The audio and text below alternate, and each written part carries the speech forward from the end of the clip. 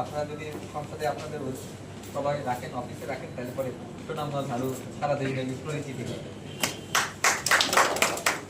আমরা সবার শেষে যে নিয়ে আছে সুনামগঞ্জ 5 আসনের মাননীয় সংসদ সদস্যকে সংবর্ধনা জানাই।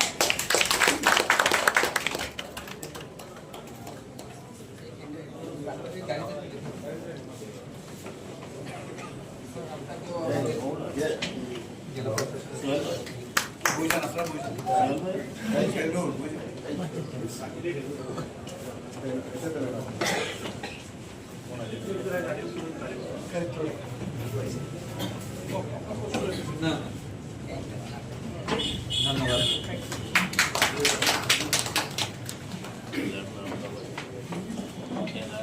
আপনার অফিসেও যদি রাখেন, আমাদের সবচেয়ে কাছের মানুষ।